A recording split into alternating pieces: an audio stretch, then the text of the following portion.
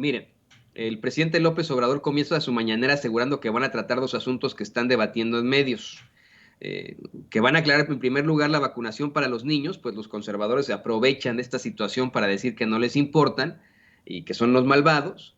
Y también habló y aclaró lo que le responden al Oxxo, al Diablo Fernández, luego de que en los medios de comunicación empezaran a difundir una serie de videos que sí en efecto primero publicaron en YouTube, pero que pues, están utilizando para lavar la cara a los Oxxos que aseguran supuestamente sí están, imagínese usted, eh, pagando lo que les corresponde y que además utilizan energía limpia, eso es lo que dicen en los Oxxos, lo dicen desde estas redes del señor José Antonio Fernández Carvajal, alias El Diablo, y el presidente dice, bueno, en los medios de comunicación tradicionales, simple y sencillamente andan buscando las podridas. En primer lugar, el, el subsecretario de Prevención y Promoción de la Salud, Hugo López Gatell, aclaró los criterios de las políticas públicas de vacunación ante la infodemia. Y en segundo lugar, unos representantes de la Comisión Federal de Electricidad respondieron al Oxxo, ¿no? Y les llamaron hasta mentirosos, aseguraron que pues esto que plantea el Oxxo de que paga lo justo y protegen el medio ambiente obteniendo energía limpia son, pues simple y sencillamente, son mentiras que asumen, dicen, que el pueblo es tonto con este tipo de mentiras. Llama mucho la atención que antes de que comenzaran las exposiciones, el presidente López Obrador cuestionara la participación de Lorenzo Córdoba. Sí, no me lo va a creer usted, pero ahí están las imágenes, ¿no? Lorenzo Córdoba, como consejero presidente del INE, participó en una convención del Partido Acción Nacional con las banderas del PAN y todo atrás de él, ¿eh? No es broma. Una convención, lo vamos a platicar en unos momentos más, en la que hasta advirtió, imagínese usted, de los peligros de una reforma electoral. Ya lo vamos a platicar en unos momentos más, ¿no? Pero ahí, con los panistas. El presidente López Obrador, en primer lugar, pues cuestiona esto. Dice, imagínense, el consejero presidente del INE encabezando una convención del PAN cuando debería ser la autoridad imparcial, ¿no? Imagínense, ¿no? Y pone la foto, en efecto, de un Lorenzo Córdoba ahí, pues participando en la convención. No, yo no me la, ya eso no me lo creía, ¿eh? De verdad, hemos aquí planteado una y otra vez cómo es que ha quedado muy en cuestión la imparcialidad de Lorenzo Córdoba con la publicación de sus libros, en la participación de una serie de foros, ¿no? Por ejemplo, en la Cueva de las Culebras, mejor conocida como la Feria del Libro de Guadalajara, ¿no? Que solamente invitan a los peores de los peores, imagínense. Eh, ahí, en varios foros en los que el árbitro, el supuestamente presidente que tiene que ser imparcial ante las elecciones, hace comentarios parciales e ideológicos. Yo se lo he dicho una y otra vez. Somos seres humanos, todos podemos tener una ideología. Pero en cuanto al Instituto Nacional Electoral, en el momento en el que llegan a ese recinto, a ese instituto, y bueno, en sus vidas, mientras estén desempeñando un cargo en ese Instituto Nacional Electoral, tienen que ser absolutamente imparciales. Ellos sí. Es como si, por ejemplo, en caso de esta convención del PAN, ¿no? Tenemos al árbitro del clásico América Chivas, ¿no? Y de pronto gana las Chivas, el clásico América Chivas, y va el árbitro a Televisa, a una convención de americanistas, a hablar de lo muy mal que le caen las Chivas. ¿Me explico? O sea, eso es lo mismo que tener a Lorenzo Córdoba yendo a una convención de los panistas.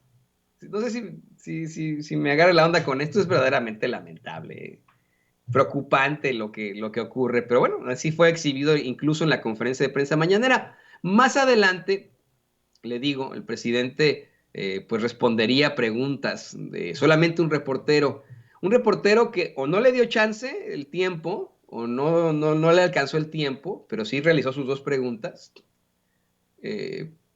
y no preguntó una situación que llevan con bombo y platillo en sus pantallas y en sus páginas. Me refiero a Pedro Villa y Caña, el reportero del periódico El Universal, hace dos preguntas que nada tienen que ver con lo que hoy trae con bombo y platillo el Universal. Una investigación, entre comillas, entre el medio político, la plataforma política Latinos, así ya aceptada por la misma familia Madrazo, la organización fundada por Claudio X González, Mexicanos contra la Corrupción y la Impunidad, y presentado por el pseudoperiodista Carlos Loret de Mola, en el que se habla de pues lo rico que es, según ellos, el hijo del presidente López Obrador, José Ramón López Beltrán, ¿no? Imagínese usted, eso lo plantean ahí de la forma, pues, de una forma muy cuestionable por los medios que lo plantean, ¿no? El mismo Universal. No sé si no le dio tiempo a Pedro Villa y Caña, no ocupó sus dos preguntas cuando debiera o simplemente no lo preguntó porque no han corroborado esa investigación. Ya la llevan en el Universal. Nosotros desde muy temprano la cuestionamos por los personajes que la presentan, por los personajes que supuestamente hacen una investigación, etcétera, etcétera, ¿no? Entonces, de eso platicaremos más adelante ya en el programa en forma de Vicente Serrano. Lo planteamos desde el principio, desde muy temprano, pero vamos a estar hablando de esta muy cuestionable investigación, que aquí no nos quedamos callados, ¿eh? Muchos van a decir ahí de nuestros adversarios que nosotros nos quedamos callados ante esto, aquello. No, señores, señores, aquí le presentamos la noticia y le damos nuestro comentario muy subjetivo, sí, pero nuestro comentario, nuestro análisis, nuestro análisis es que hay que cuestionar lo que se plantea. Nuestro análisis es que ante los personajes que plantean la investigación, pues hay que cuestionar qué es lo que está pasando. Pero bueno, le decía, el reportero del periódico El Universal, Pedro Villaicaña, primero le pregunta al presidente López Obrador sobre la detención de Facundo Rosas, este hombre cercano a García Luna. El presidente le comentó que no tiene mayor información, solo que era parte de un grupo que actuó con el operativo Rápido y Furioso en el gobierno de Felipe Calderón, con el que explicó que en vez de ser algo benéfico para México, se convirtió en una tragedia porque utilizan esas armas para asesinar a mexicanos y extranjeros. Dijo que ya se está viendo con Estados Unidos, que la Fiscalía General envió ya la información y se dictaron órdenes de aprehensión contra varias personas, pero que esto es importante porque el expediente se archivó tanto en México como en Estados Unidos y se mintió, al menos en el caso de México, con que las altas autoridades de México no sabían. El mandatario revela que le pidieron ya al embajador de los Estados Unidos en México, Ken Salazar, que informen sobre las participaciones de estas autoridades. Dice que sí hubo informes, que hay cooperación de conformidad con las normas y que lo darán a conocer. Que lo darán a conocer. Posteriormente, y mire, esto me llama mucho la atención, ayer aquí Renata Turrent y Carla Mote exhibieron y desmintieron la fake news que plantean precisamente ahí en el periódico El Universal sobre una pues supuesta cláusula que evita que las personas que protesten en el CIDE o que se embaracen en el CIDE tengan una beca de CONACYT. Imagínense, una situación que suena verdaderamente estratosférica y terrible, que es verdaderamente cuestionable. Ayer explicaban Renata Turrent y Carla Mote que se trata de una fake news propagada por el periódico El Universal.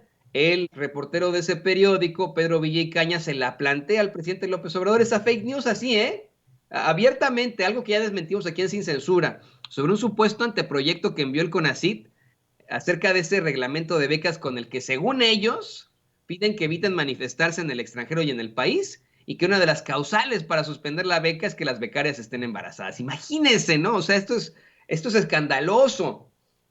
El presidente dice que ni siquiera sabía de esta investigación, pero que es parte de lo mismo, de un analista de Televisa de nombre Leo Zuckerman, se refería a Leo Zuckerman, y de Sergio Aguayo, entre otros, que es lo que traen del CONACYT y del CIDE, que les molestó porque era una especie de caja grande donde se servían con la cuchara grande.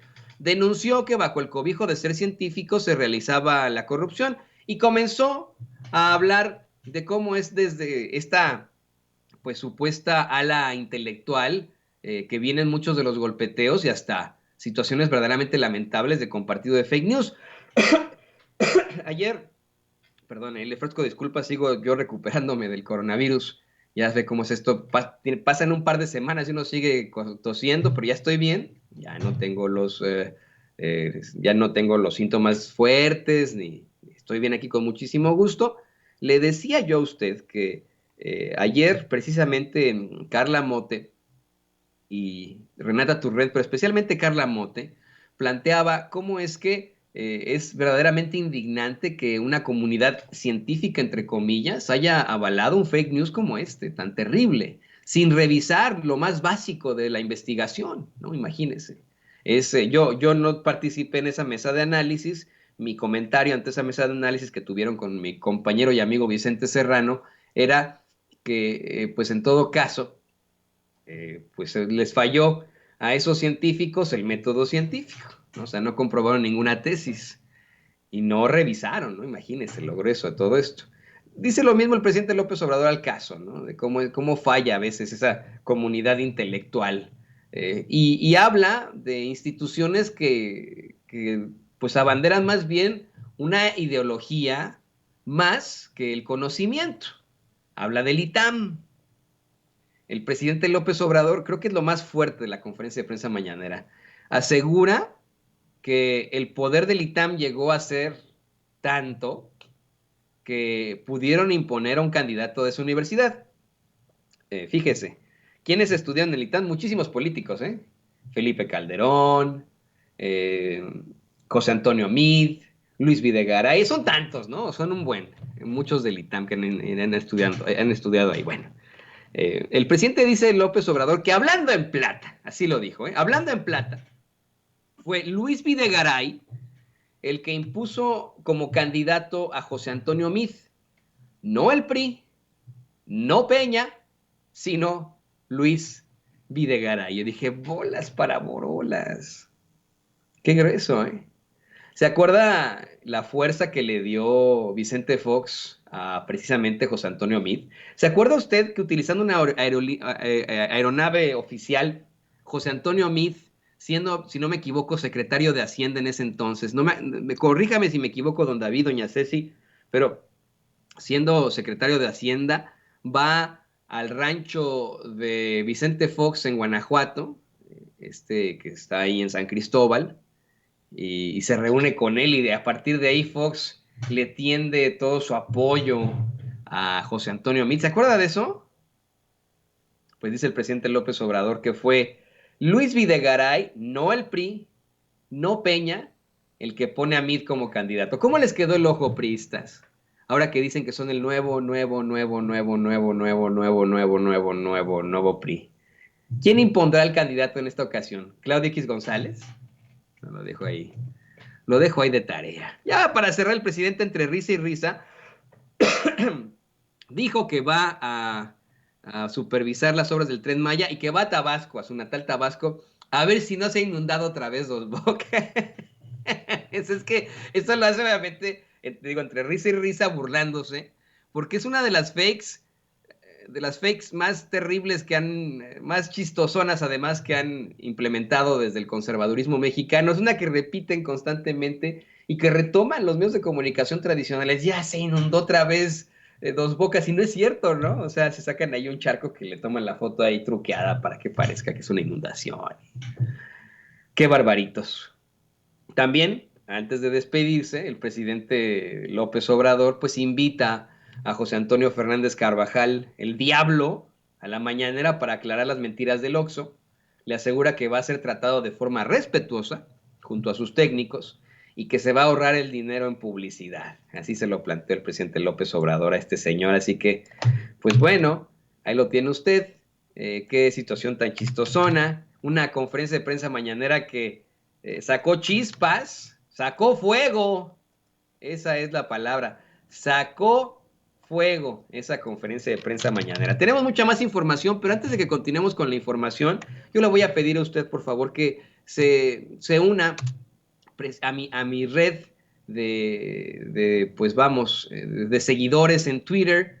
Ahí aparece en pantalla, es @J. Antonio Ruiz H. Por favor, sígame en Twitter, estamos ahí publicando cosas como siempre. Es importante que pueda estar ahí. Y en estos momentos, don David el Grande